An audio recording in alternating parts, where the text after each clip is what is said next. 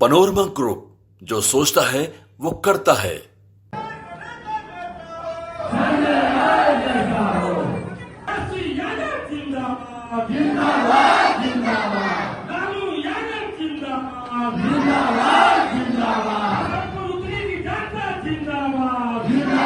महनार विधानसभा क्षेत्र में संजय राय नाम के एक प्रत्याशी लगातार महनार में घूम रहे हैं, काम कर रहे हैं। चप्पा चप्पा छान मारा है उन्होंने महनार विधानसभा क्षेत्र का।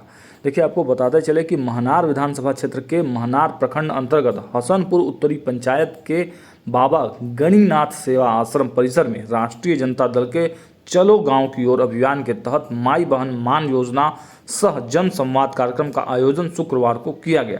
कार्यक्रम की अध्यक्षता महनार राजद प्रखंड अध्यक्ष अरुण कुमार राय व संचालन पूर्व प्रदेश महासचिव राजद बिहार जवाहर शाह ने किया।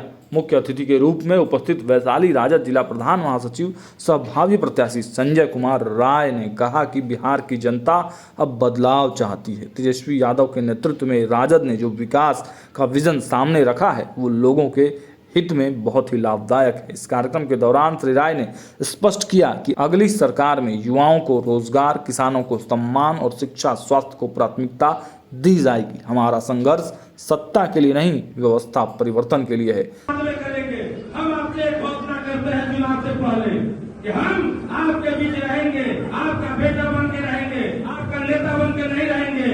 और 2025 के चुनाव से पहले ही लगभग 1 महीना बाद आप लोग का आशीर्वाद रहा, सहयोग रहा, तो महनार के लोगों को महनार में अच्छा स्वास्थ्य सुविधा पाने के लिए एक जिला स्तरीय, बिहार स्तरीय एक अच्छा अस्पताल देने का काम करेंगे। संजय कुमार राय ने केंद्र और राज्य सरकार पर निशाना साधते हुए कहा कि बिहार में कथित सुशासन केवल कागजों पर है।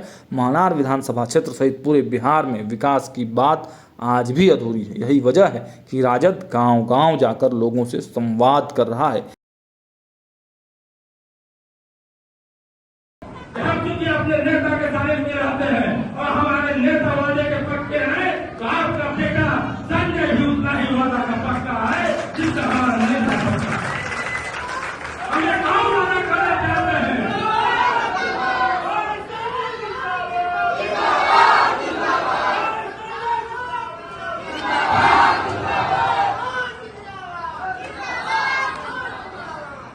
हम ये कहना चाहते हैं खास करके नौजवान साथी से, छात्रों के लिए। तेजस्वी प्रसाद यादव जी ने जब आया था, सत्ता में जब आए थे, उन्होंने यह घोषणा किया था कि जो पढ़ेगा लिखेगा वह भी बिहार में नौकरी करेगा और जो अच्छा से खेलेगा वह भी अच्छा से बिहार में नौकरी करेगा। तो आप लोग के मन में आएगा जो पढ़ेगा वो नौकरी करेगा, खेलेगा वो कैसे नौकरी करेगा। तो हम कहना चाहते हैं कि तेजस्वी प्रसाद यादव जी ने 17 महीना के कार्यकाल में लगातार 5 लाख युवाओं को नौकरी देने का काम किया। जो अच्छा से पढ़ा, जो अच्छा से कंपटीशन पास किया, उसको उन्होंने पटना के गांधी मैदान में रैली के रूप में नियुक्ति पत्र बांटने का काम किया। उसी तरह जो नौजवान अच्छा से खेल करके अच्छा मेडल लाने का बिहार में काम किए, उनको भी बिहार में जीएसटी तक की नौकरी पद कुर्सी सुशोभित करने का मौका मिला है। तो उन्होंने घोषणा किया था कि जो स्टूडेंट, जो हमारा खिलाड़ी अच्छा खेल करके बिहार से बाहर जाकर के अगर अच्छा मेडल लाएगा, हम उसको भी नौकरी देने का काम करेंगे और उन्होंने करके दिखाया। शिक्षा, चिकित्सा एवं सामाजिक न्याय आने वाला समय युवाओं और किसानों का होगा। हम आरक्षण, संवैधानिक अधिकार एवं सामाजिक समरसता के साथ साथ एक नए महनार का निर्माण करेंगे। आपके हक को खा करके आप कभी जाते हैं और कहते हैं कि हम आपके लिए करेंगे। तो आरक्षण अगर कर दिया गया था 65 और 75%, तो कोर्ट जाकर के कुछ बहुत किया लोग जो आपके बीच आपके अधिकार को छीनने के लिए आते हैं। 25 साल के हुए, 27 साल के हुए, वह नहीं जाने हैं लालू यादव के दौर को। वह कैसे जानेंगे? परमानंद बाबू, सुरेंद्र बाबू, कमल बाबू यहाँ पर बैठे हमारे अभिभावक, जो पहले उस दौर को आप लोगों ने देखा है कि खटिया पर बैठने से भी आप लोग को वंचित किया जाता था, कुर्सी पर नहीं अगर बैठने दिया जाता था। इस सब आप लोग जानते हैं। तो उस बात को आपकी जवाबदेही है कि हम अपने बच्चे को बताएं अपने बच्चे को उस लड़ाई के विषय में समझाएं, तब जाकर के हमारा लड़ाई मजबूत होगा। इसलिए हम आप लोगों से कहना चाहते हैं कि ऐसा नहीं कि हम आए और बोल के जा रहे हैं।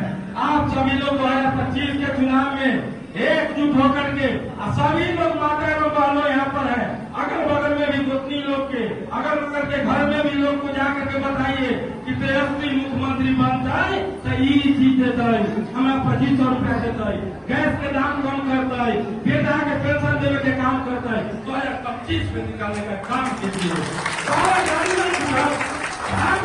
आप सभी लोग संकल्प कीजिए लालू यादव के 95 वाले चीन को, हर समाज को, दलित समाज को, पिछड़ा समाज को, वंचित समाज को, सभी लोग को समझा करके, बुझा करके और एकजुट करने की जरूरत है। और 2025 में 95 वाला चीज निकाल करके अपने नेता देवेंद्र फडणवीस जी को मुख्यमंत्री के गद्दी पे बैठाने का जरूरत है। तब जाकर के हम तमाम लोगों का कल्याण होगा, छात्रों का कल्याण होगा, गरीबों का कल्याण होगा, वंचितों का कल्याण होगा, शोषितों का कल्याण होगा, पिछड़ों का कल्याण होगा, पिछड़ों का कल्याण होगा। अगर नीतीश कुमार जी अगर चला जाते तो आरक्षण हम लोग का खत्म नहीं होता, हम लोग का आरक्षण बरकरार रह जाता, क्योंकि यह केंद्र सरकार के सहयोगी है। अगर नहीं करता, भाई आपका बात नहीं मानता है, आप हमको सहयोग करेंगे और हम आपका बात नहीं मानेंगे तो आपके पास अधिकार है कि अगर 5 साल बाद काम पकड़ के हमारा को संजय कुमार से बाहर कर देना है। महिलाएं घर में रहती है, आज अगर गर्मी के दिन में अगर पंखा नहीं है, लाइट नहीं है तो नहीं रह पाएगी। हमारी माता यहाँ बोल रही थी कि हम लोग अंधेरे में रहना पड़ता है, बाढ़ के समय में सांप खोजने जो बिच्छू आता है, हम लोग वहाँ पर उस संकट में भी रहते हैं, बिजली का भी अभाव होता है। तो इस पर भी नेता का ध्यान था, गरीब बिजली बिल नहीं जमा कर पाते हैं, इसलिए उन्होंने घोषणा किया कि हम अगर सत्ता में आते हैं तो बिहार के प्रत्येक घर में जहाँ मीटर लगा हुआ है सभी घर को 200 यूनिट बिजली फ्री देने का काम करेंगे। चुनाव के दिन यह बात अलग है कि चुनाव के दिनों में आपके बीच लोग आएंगे और आकर के कहेंगे कि लोग 125 यूनिट बिजली फ्री कर दिए। 20 साल से क्या कर रहे थे? 20 साल से फ्री नहीं किया गया था। हमारे नौजवान साथी देख रहे होंगे, अगर सोशल मीडिया अगर गूगल पे अगर जाकर के अगर देखेंगे कि आपका भाषण अगर यूट्यूब पर जाकर अगर सिलेक्ट करेंगे तो वही नीतीश कुमार जी बिहार विधानसभा में भाषण दिए हुए हैं कि बिजली फ्री नहीं किया जा सकता है। बिजली फ्री देने का चीज है जी, बिजली फ्री नहीं दे सकते हैं। वही लोग हमारे नेता तेजस्वी प्रसाद यादव जी ने जब मजबूती से आप लोगों के लिए के हक के लिए जब आवाज रखा, घोषणा किया, तो उनके लोकप्रियता से घबरा करके, उनसे डर के लोग 125 यूनिट बिजली फ्री करने का काम किया।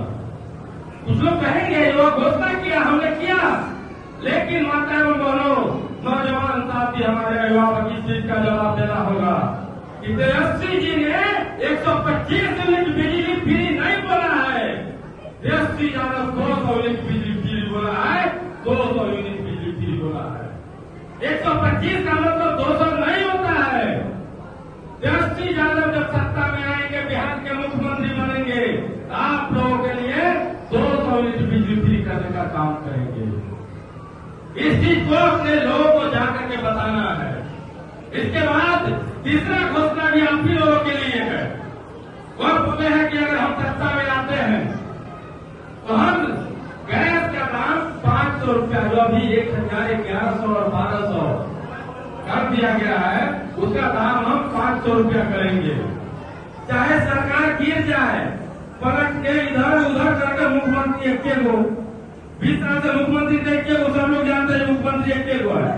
सरकार कई बार गिर गया, लेकिन मुख्यमंत्री एक को, वो 20 साल से जो बैठे हुए हैं सत्ता में मुख्यमंत्री, वो लोग इतना दिन से नहीं काम किए। और हमारे नेता, राष्ट्रीय जनता दल के नेता, बिहार के भविष्य जो युवाओं के लिए सोचते हैं, युवाओं के लिए करते हैं, बिहार के लोगों के लिए सोचते हैं, वंचितों के लिए, शोषितों के लिए, पिछड़ा के लिए, अति पिछड़ा के लिए जो सोचते हैं और करने का प्रयास करते हैं, वही तेजस्वी प्रसाद यादव जी ने घोषणा किया।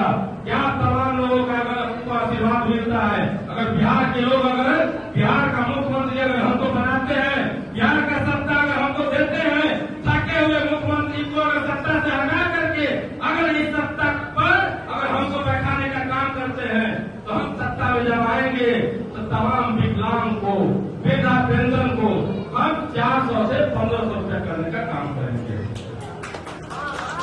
400 से 1100 रुपया कर दिया गया, लेकिन हम नौजवान साथी जो लोग कुछ वाकाबे में अगर आ जाते हैं, हम लोग समझते हैं अभिभावक से माता में मौलूद करना चाहते हैं कि 400 1100 मतलब 1500 नहीं होता है। तेजस्वी यादव आज सत्ता में नहीं है, उन्होंने घोषणा किया है कि हम अगर सत्ता में आएंगे तो हम 1500 करेंगे। वो उनके लोकप्रियता से घबरा के, उनसे डर के यह नौजवान विगत दिनों में 2020 के अभी से कुछ दिनों जब 17 महीना या सत्ता में रहा, तो बिहार के लोग के लिए लगातार करना शुरू किया। बहुत सारे फील्ड में काम हुए, 3.5 लाख नौकरी प्रक्रियाधीन करके लौटे, वहां से हटे। वहां पर कुछ जो हेल्थ के मामले में जो बहाली बहुत सारा करना था, वहां वक्त उनके मन में था। छात्रों के लिए जो काम करते थे, उन पर खेल कूद के लिए वो काम करते थे, छात्र के लिए खेल के लिए स्टेडियम बनाना वो चाहते थे, सब जगह छात्र के लिए योजना लाना चाहते थे। इसलिए वह 1500 घोषणा किए हैं। आप सभी लोग मिल करके अगर कोई लोग अगर आपके बीच आते हैं बहकाने के लिए, उनको जवाब देने का काम, तो आप तमाम लोगों का अभिनंदन करते हैं, प्रणाम करते हैं और अपनी वाणी को विराम देते हैं। जय हिंद, जय राजन। हसनपुर उत्तरी की जनता जिंदाबाद, बनारस की जनता जिंदाबाद, जिंदाबाद जिंदाबाद, तेजस्वी यादव जिंदाबाद, जिंदाबाद।